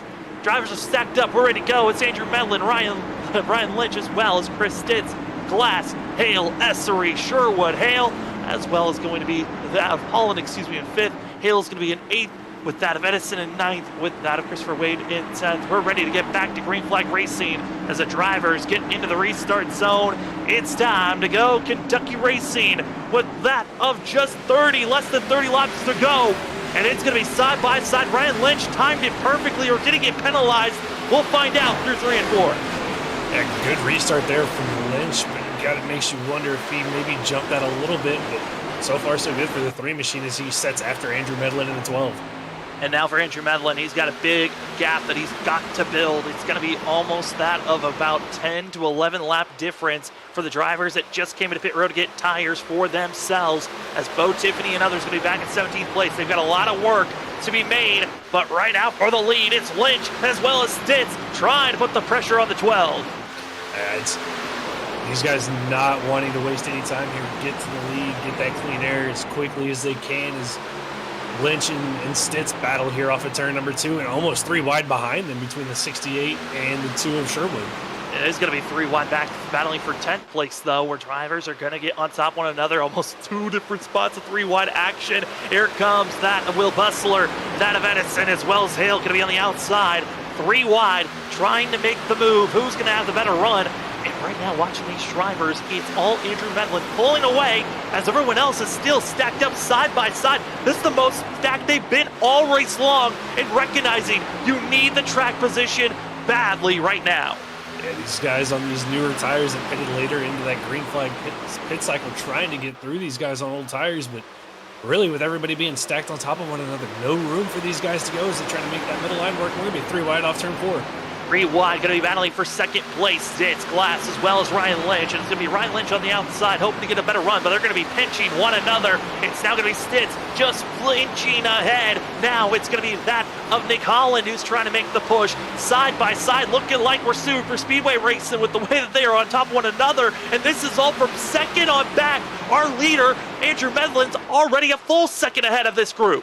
Yeah, contact there between Hale and then the 3 there, Ryan Lynch sends Lynch. Oh, big contact! Whoa, they're going, they're spinning, and it's going to be that of Edison once again, caught up in another wreck as they're spinning around and more drivers stacking up into this wreck. And oh man, Trevor, let's try it again as 6th caution of the day comes out. Sam, I'm surprised we made it that far with how much battling they were doing there, how we 3, 4 wide at times, and then finally it all just came to an end here as we get a look at the replay. Just was poor timing and issues that happened. They're going to be seeing that of Altus just trying to sneak in, thought they were going to be clear, and just the absolute worst positioning that could have been for Ryan Lynch, who was just falling back. Edison gets slammed into the 3, and then from here, it's just the cars bouncing off the wall in the reaction time. Carpenter in the 77 gets caught up in this wreck, and then they all start scattering down as Altis gets finished off into the wall, and then other drivers start to stack in. You're going to see the clip made, but even more drivers pile in later on. Yeah, guys further back trying to get through this wreck. Those guys back there in the back battling side by side, then they come up on a wreck trying to get slowed down, trying not to run over each other, and sometimes you just have nowhere to go.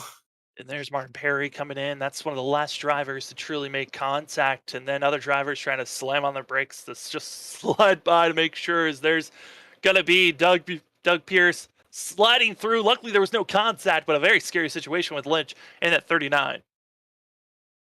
Yeah, just unfortunate there. But I think some of these guys, Sam, still have a quick repair to use. And then we got some pit strategy playing out here on pit road. And that is exactly where Chris Essery, Cole Sacchetti, all as well as Cameron Sarton and others deciding to pit road is a go. All coming into pit road, going to be using their fast repairs as well as going to be taking their final set of tires. They were given 3 extra sets to work with all night long. Some of these drivers waited for this exact moment. And if anything, Trevor, this is the perfect timing you're hoping for. 20 to 25 laps to go in a race is right when you're hoping to have that last caution come out, get that extra set of tires, or the freshest set to take you to the end. Yeah, freshest set for these guys, but now you've got to hope that we don't go 10 or 12 laps and then get another caution, because if the guys at the front, I think Andrew Medlin still has a set of tires left in the pits and a couple of other guys up there have a set. So you don't want to go 10 or 15 laps and then have a caution and have those guys come in and have fresher tires than you do. So these guys hoping we either get a couple quick cautions or that this race goes green to the end. I think for that 12, he's hoping it stays green. That same scenario happens again where everyone's side by side and he's able to just pull away. That was incredible to see with how long of a run we had, only about 4 to 5 laps on that last restart. And the 12 already had a full second over the rest of the field. That is exactly what Medlin's going to need here, as we're going to be going back to green flag racing with less than 20 laps to go. I mean, Trevor, if you're in this part of the race, saw a lot of drivers already have to use their fast repair. Some of them are having to take required damage and just sitting in pit road. But if you just got fresh rubber, how are you supposed to attack? Especially on the fact that it's looking like pretty difficult for anyone to make moves at this current moment. I mean, we're going to restart this race with about 20 laps to go. Sam, I don't think you can be patient getting through traffic. As much as we talked about it early on, being patient, this late in the race, I think these guys, Essery, Sacchetti, Bruchette, they're going to have to go. And I think they're going to have to kind of use the Stitz approach and take that outside line all the way around this racetrack. When we were seeing that yellow before the one that we just had here for 6th caution of the day, I was looking at Brennan Pierce, also KT McCann, and Charles Hugel. They took tires on the previous caution from this one, and they were not being aggressive. They were still being pretty patient. There was a wall of drivers, so they weren't able to really be aggressive on their tires, but I think if anything, they might still be in a pretty decent spot. Yes, they've got the freshest rubber of some of the fastest drivers all night long behind them, but they're still not in the worst case scenario. The 38, the 95, and the 30, they're 10th, 11th, and 12th currently as we're getting ready to go green with the drivers stacking up and their pace car lights are off. So we've just been given the 1 to go indicator. Yeah, for those guys, I mean, they're looking at 10 to 13 laps, depending on whether those guys are part of the pit, fresher tires. And then about, the same kind of gap, 8 to 9 laps, older tires than the guys behind them. So, it's going to depend on how much do they wear them out early on in that run. But like you said, Sam, with how boxed in they were with everybody in front of them, I don't know if they got a lot of tire wear on those tires. How aggressive are you going to be on this restart, or are you banking on another yellow to come with some of the 2-3 wide action that we got to see on that last restart? It was only for 4 laps. We are about to be in our 20 lap to go marker, and based off the stats and the patterns we've been seeing, I wouldn't be surprised if we've got another 3 more yellows in this back pocket. We also have overtime if needed. Oh, with 20 laps to go, can Andrew Medlin, old tires, hold off? Can also that Chris Stitz, Dylan Glass, they have even older tires than that 12 machine. Will they block and defend? Questions fly. Well, now it's time for them to get answered as the pace car makes the hard left-hander to pit road. Andrew Medlin, Dylan Glass, Chris Stitz, that of Aaron Hale, Nick Holland, your top 5, ready to get rolling here at the Kentucky 195, the Full Send Racing Series. Well, it's time for the name to fit because we are green here at Kentucky. And Medlin, great restart by that 12 machine already. 3 to 4 car lengths clear of Stitz in the 22, and he's going to try to set sail and put a gap on these guys behind him. Going to be already feeling that comfortability, but Dylan Glass got to be careful going too high. Do not be losing too much ground. Now here comes the surge of other drivers going to be making the mount for the lead potentially, as that of Chris Stitz found some speed out of nowhere. They exited turn 2, but throws it all the way. Here comes Nick Holland pressuring the 12 and the 22. Holland, great run after the 22, just got bottled up there on the bottom line, and that's going to allow Holland to get up to second. And he's now going to go after the 12 of Andrew Medlin. A little bit of bump to the back of the 12 into the corner. They both keep it straight, but Holland's there. Trying to unsettle that 12 as much as possible. Nick Holland, it's been a while since he's found himself in a victory lane, but other drivers behind, they're going to be going 2, almost 3, almost 4 wide action. Going to be made for that of 8th place. And on the inside, it's going to be Bo Tiffany. Found themselves being shoved around and bringing out the late caution that brought out the end of a green flag run. Now going to be in the center point with that of Will Bustler. Finding these drivers stacked up. It's once again Trevor in a position where a yellow seems to be looming. Yeah, with how 3 wide, how close these guys are. And right behind them, 3 wide was Essery and Sicchetti. And then the 95, contact between the 95 and Sicchetti there going off into turn 3. They keep it straight though, but this is where you just got to be careful. You don't want to get caught up in a wreck here, especially these guys on these fresh tires. The driver with the freshest of tires is going to be on the outside, the 32 of Chris Essery into contact Stitz, flying and sliding around in front of everyone else. Katie McCann into Essery, a big one flies as they continue to pile up, heading into turn number 1, and drivers still not able to slow down and piling in and making the wreck even bigger. And just the difference in tires, and I think there was an issue with the 22 machine of Stitz. He was slow on the top side, and we went 4 wide there, and just not enough room, and the big one strikes, Sam. This was on some of the oldest tires on track, gets into that outside wall, and Essery tried to find a way to fit in the middle, but that hole closed in so quickly. And then from here on out, it was just a go and there they it's a go and there they go moment as drivers get clipped, spun around, and there's just nothing for any of these drivers really to do at this point in the middle of the pack. But then you're just hoping for drivers behind to see the wreck and try to slow down the best of their abilities, but some just were not able to.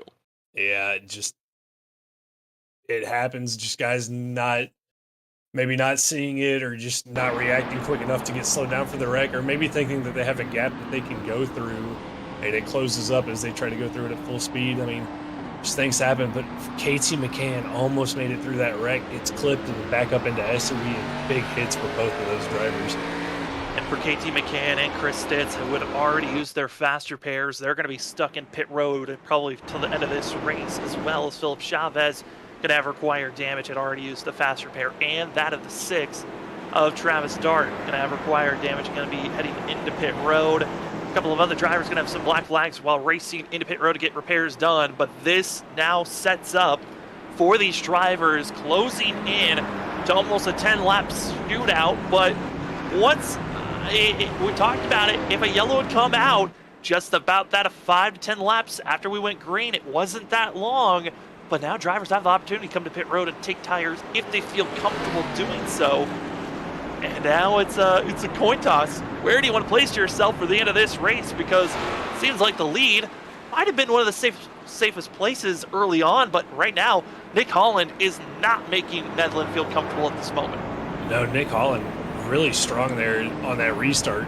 Got into the back bumper of Medlin a little bit there at one point, just letting him know he's there, but you got to watch out for that 68, but not too far behind them, Sam. The guy that you were talking about, Brandon Pierce, in the 38 machine, currently 4th on the newer tires than the guys in front of him, and then you have to go all the way back down to Cole Sicchetti in 9th, who's on the newest tires out of everybody, but Brandon Pierce, maybe one to watch out for. And then you also have all the way back in 17th place, Dylan Glass, who just came in for freshies and going to be one of the last drivers that had some fresh tires and risking it to take the rubber now. Going to be mired all the way back to 17th position. So, a wide range of different tire strategies to finish out this race. But the driver that's been up front since our green flag pit stop stage and stint kind of got ended. That of Andrew Medlin. Had a lead, felt comfortable. He's had a couple of great restarts. That last one was the toughest one so far. And I think, if anything, it's starting to show signs of that 12 Machines tires starting to fall off. Yeah, last on pit road at lap 86, but Nick Holland, I mean, it was the lap before him. Aaron Hale of our top three, I mean, last pitted on lap 89, so he's technically got, 4 to 5 lap pressure tires than Medlin and Holland. But I think for Andrew Medlin, your goal here on this restart is to get a good restart, get that clean air, and try to hold on as best you can. Because, Sam, we've seen it. Once somebody gets out front, they are really hard to pass. And that clean air and also able to just block and fend the best positioning you can has been so strong so far. But the question now looms for some of the drivers that just came into pit road for fresh rubber, like Dylan Glass, who was the only one that it looks like came in for that tires to put on at 16. I'm curious on how well they're going to be surging through this field, and as well for Cole Sacchetti, how much aggression for Cameron Sarton, who also got a little bit of nose damage from that last incident. How well is the 24 going to be rolling through? There's a few drivers with some damage that decided to stay out. How much of the little bit of aero damage or cosmetic damage that we see going to affect them on this restart? Yeah, it's going to be key. It looks like you look at the 33 of Brian Bruchette, he's got some front end damage. So you just got to be careful here on this restart. If you're further in the back of these guys that have damage on these older tires, you just got to make sure you don't run over them and you get around them as quickly as possible. And Sam, I mean, with how aggressive and stacked up these guys are getting, I'd be a little bit nervous if I'm, Chris Hugo, Dylan Glass on these fresher tires based on what we've seen on these last two restarts.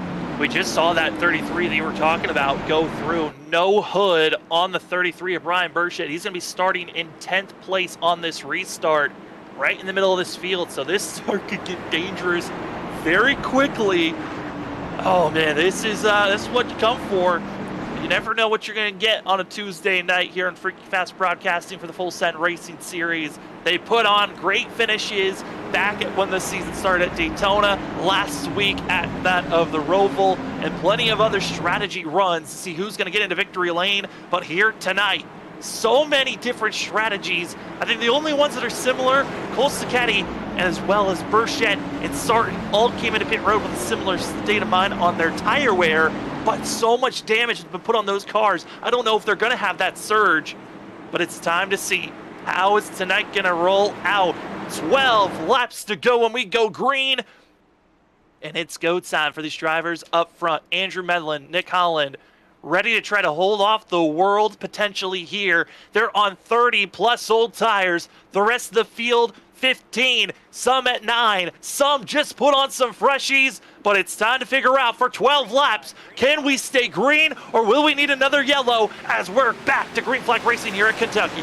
And Medlin did exactly what he needed to do there, got a great restart, and that allows Aaron Hale to go to battle with Nick Holland in the 68 machine in turn 1. And if you're Andrew Medlin, that's exactly what you want to see in your mirror.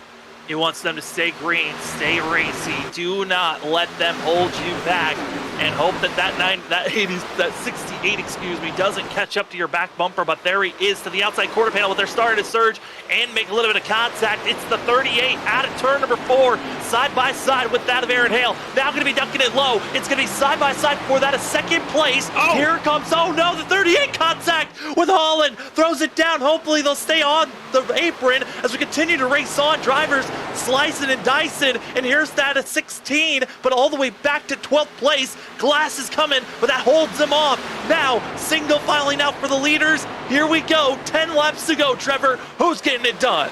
Oh, that just changed everything up front with the 38 and them getting together like that. But that's allowed Aaron Hale now to get to the back of Andrew Medlin.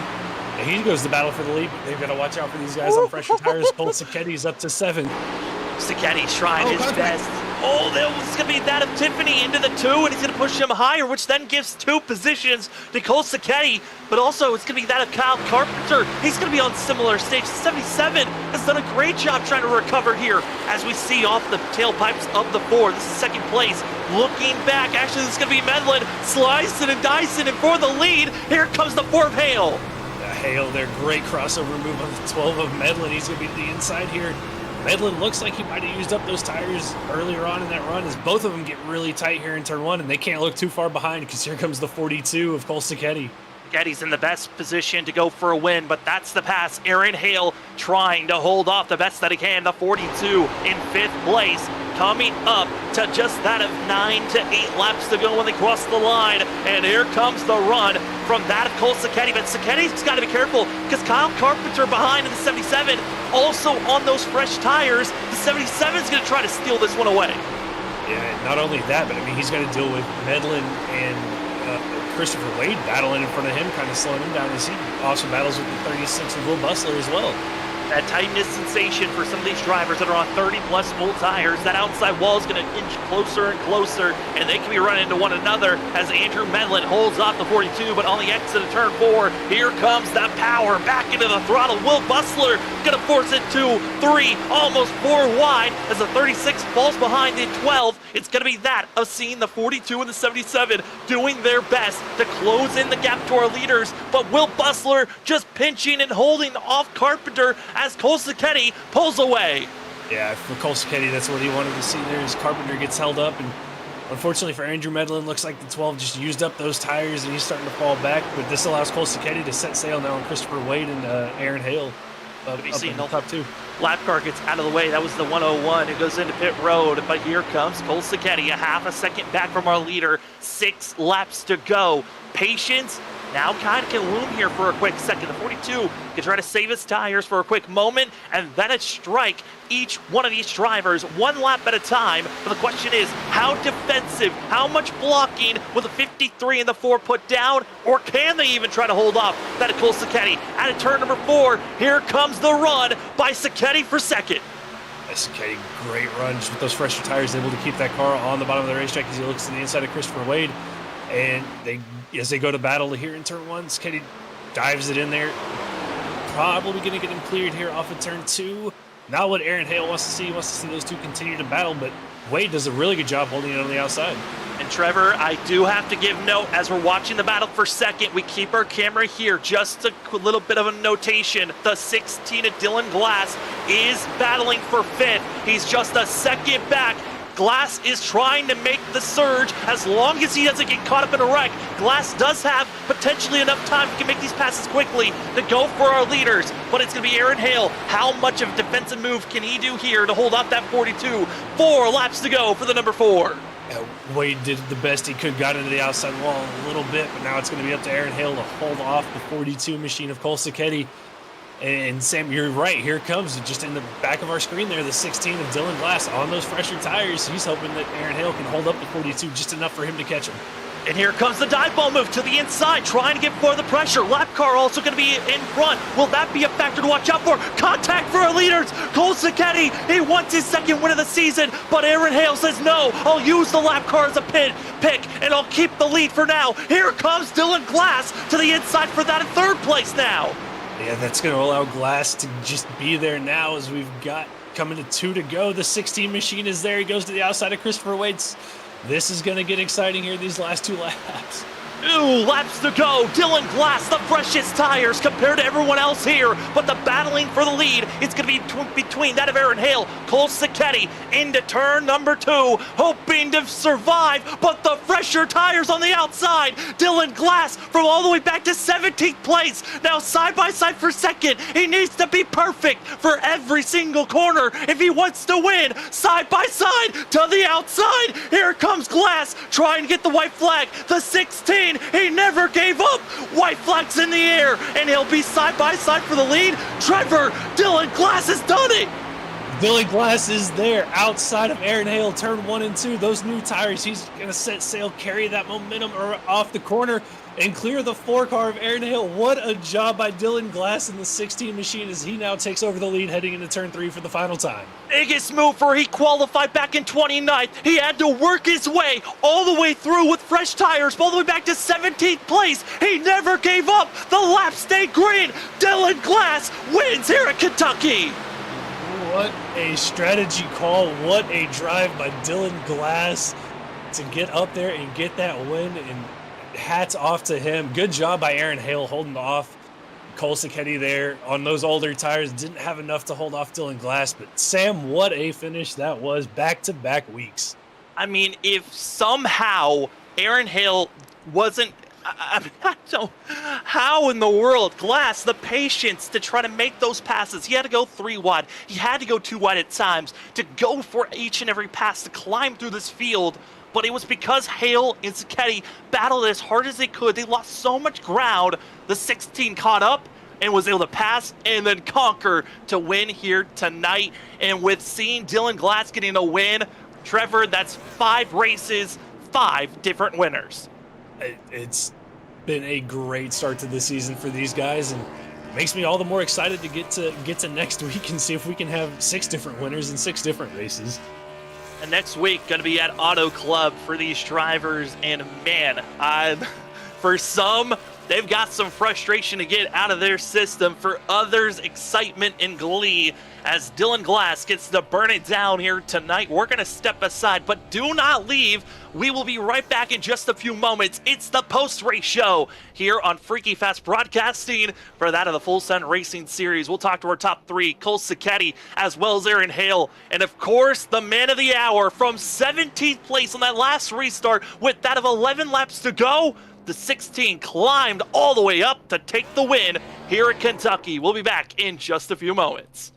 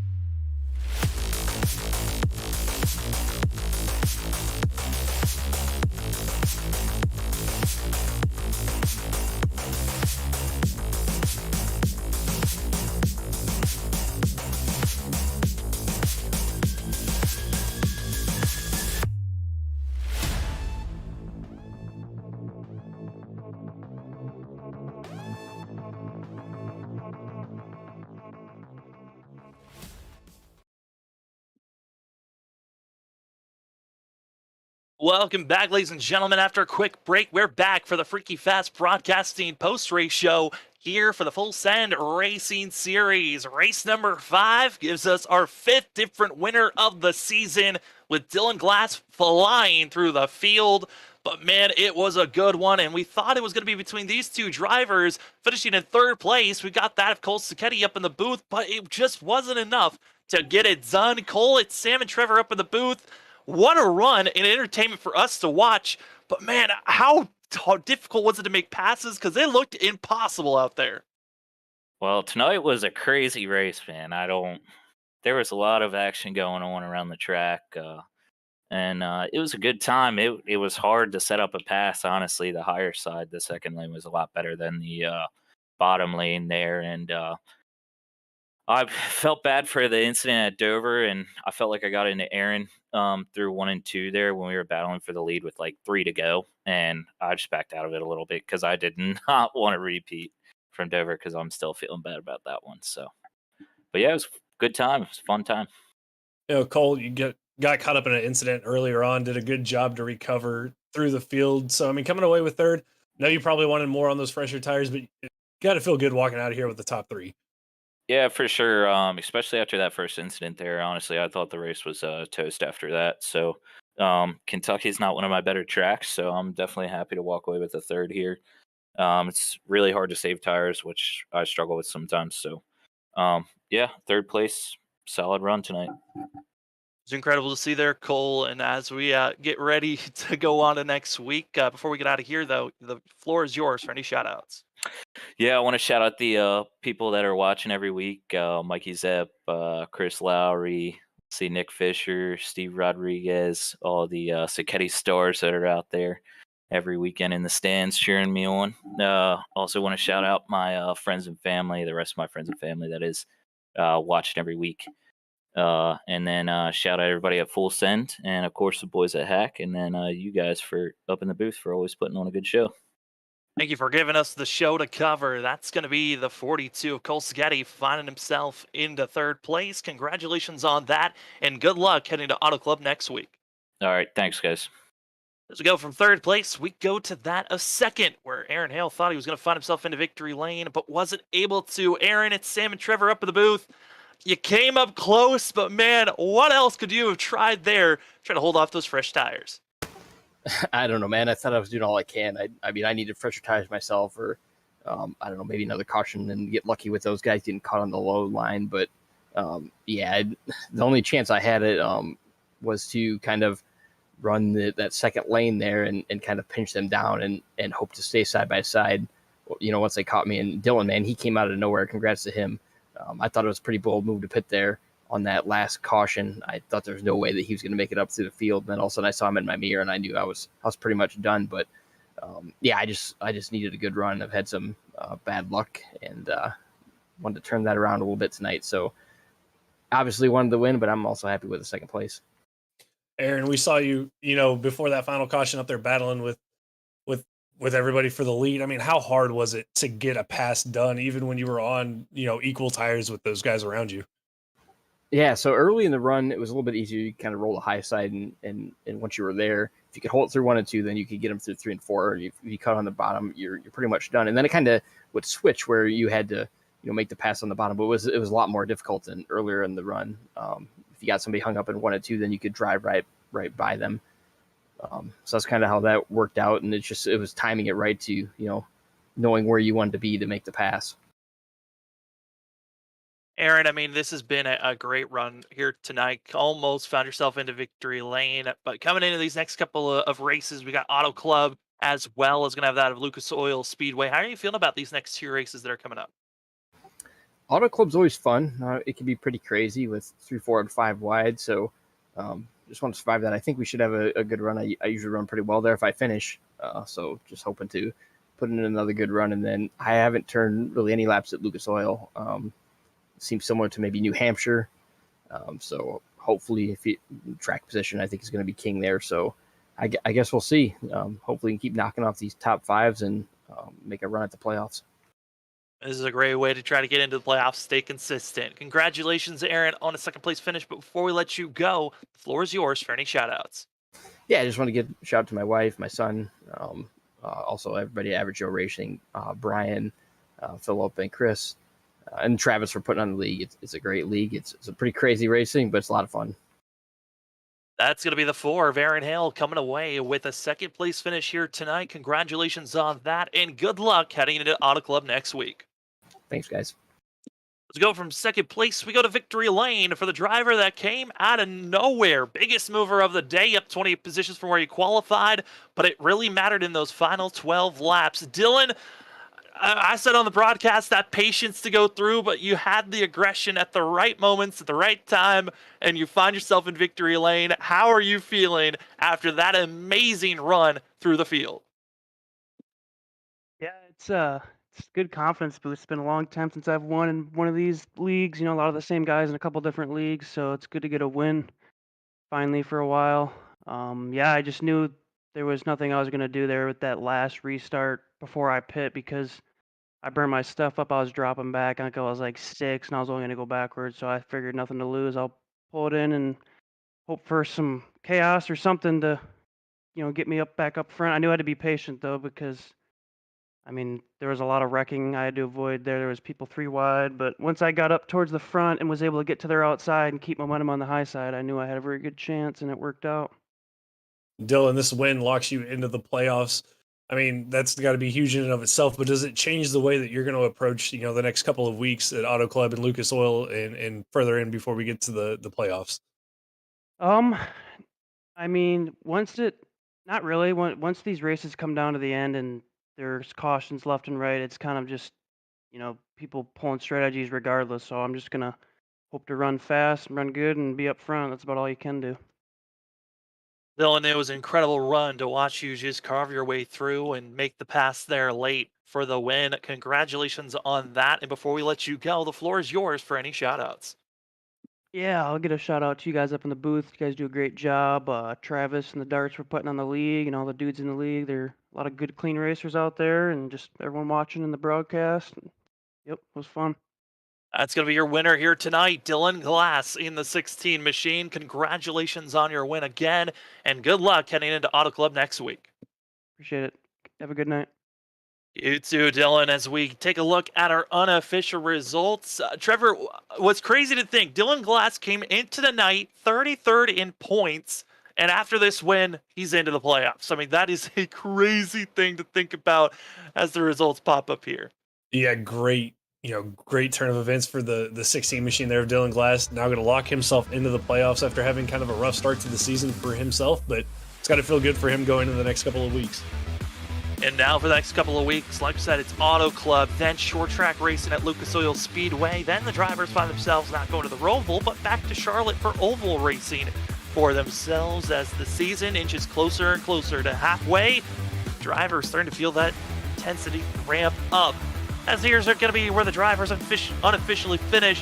Going to be that of Dylan Glass, Aaron Hale, and Cole Sketty going to be your top three. Got to interview them, and well, in fourth place, it was Christopher Wade. Kyle Carpenter wasn't able to crack that of fourth, but going to be taking a top 5 finish. Then Bo Tiffany going to take sixth with that Will Bustler. Going to be in that of seventh. Ken Campbell, eighth. Ninth goes to that of Andrew Medlin. And then in 10th, it's that of Robert Sherwood. And then we look at the rest of the field. Gotta say, Trevor, I mean, what a weird night for some of these drivers. Big wrecks, but they made it to the end. Yeah, wrecks for a couple of these guys. Brandon Pierce down there in 27th after having such a good run going on the fresher tires. A little bit of contact late in that race kind of set his night astray. Also you got Chris Essery down there in 21st after getting caught up in a wreck, along with Cameron Sarton. I mean, he got a top 15 finish out of it, but that car dominated the first 30 laps of this race and was never really able to recover after getting stuck back in traffic. Back in traffic, but at least for some of these drivers, they've still got a lot of races to recover from this. As like we said, we've got Auto Club, and then short track racing at Lucas Oil in Charlotte coming back up. Trevor, what a night it was. Got to see some pretty big, nasty wrecks. Got to see some weird finishes. And there at the end, Dylan Glass putting the hero move there at the end to go from 17th to the lead in just that of 12 laps and got it done. But before we call it a night, what are some of your final thoughts here before we head to Auto Club? I mean, Sam, at the rate we're going, I don't think we're going to have a unexciting finish at any track that we go to. I mean, we've seen it pretty much every week. Last week, the great last lap battles there that we had between Essery and Cameron Sarton and Essery, and then this week with Glass coming through the field like that. I mean, it makes you want it to be Tuesday already so we can get to Auto Club and see what happens there. Just makes it to where you want to subscribe, you want to hit that bell notification because you don't want to miss a thing, because Tuesday nights is already shown. It is a great way to watch some amazing racing action, as well as all throughout this week here on Freaky Fast Broadcasting. We got great racing with great finishes, as well as we want to see some of the best finishes. I would imagine this one's going to be close to the top for our August finishes, but if you want to see July's best finishes, go back, look at our July top 5 finishes of the month. But for this week, we still got a couple of more races to go. We got the Wicked Racing League, going to be at Daytona tomorrow night, Thursday. Going to be the Stars and Stripes Series, as well as we're going to be having that of Friday and Saturday off. Then we're back to the 802 Cup Next Gen Cup Series. Then we got the ISRC on Monday, and then we're right back here. Talked about it, Auto Club, next destination for these drivers. I gotta say, Trevor, this is an exciting season already, just 5 races in. 5 races in, 5 different winners. Can we make it number 6 next Tuesday? Tune in to find out.